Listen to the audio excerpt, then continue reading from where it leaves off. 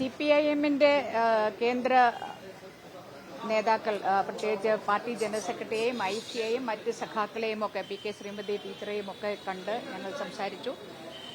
ഇവിടെ നടന്ന ഈ അമിത്ഷായും നരേന്ദ്രമോദിയും വീണ്ടും ഇങ്ങനെ വിദ്യാർത്ഥികളെ വേട്ടയാടുന്നത് തുടർന്ന് വിദ്യാർത്ഥികളെയും ചെറുപ്പക്കാരെയും ഒക്കെ ഭയപ്പെടുത്താമെന്നുള്ള ഒരു ധാരണയാണെങ്കിൽ അത് നടക്കില്ല എന്ന് തന്നെയാണ് ഇടതുപക്ഷ പ്രസ്ഥാനങ്ങൾക്ക് പറയാനുള്ളത്.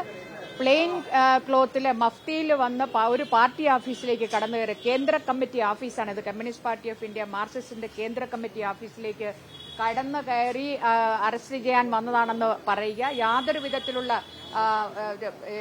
പ്ലെയിൻ ക്ലോത്തിൽ വന്നിട്ടാണ് അവര് ഇത്തരത്തിലുള്ള ഒരു സാഹസത്തിന് മുതിർന്നത്. അതിനെ അതിശക്തമായി ഞങ്ങൾ അപലപിക്കുകയാണ്. ഈ രാജ്യത്തെ പ്രത്യേകിച്ച് അവർ ഇന്ന് RSS നേതാവിന്റെ പ്രസ്താവന കണ്ടു. ഈ രാജ്യത്തെ പെൺകുട്ടികളെയും സ്ത്രീകളെയും ഒക്കെ വഴിതെറ്റിക്കുകയാണ് ഇടതുപക്ഷം എന്നൊക്കെ പറഞ്ഞിട്ടുള്ള പ്രസ്താവന കണ്ടു.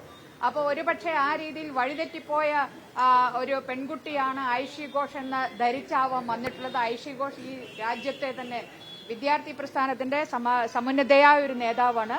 ആ ഐഷി ഘോഷിനെതിരായിട്ടുള്ള, അതുപോലെ ഏത് വിദ്യാർത്ഥിക്കെതിരായിട്ടുള്ള ഒരു നീക്കമായിരുന്നാലും ഇത്തരത്തിൽ ഭയപ്പെടുത്തുന്നതിനുള്ള ശ്രമമാണെങ്കിൽ അത് നടക്കില്ല എന്ന് തന്നെയാണ് പറയാനുള്ളത്.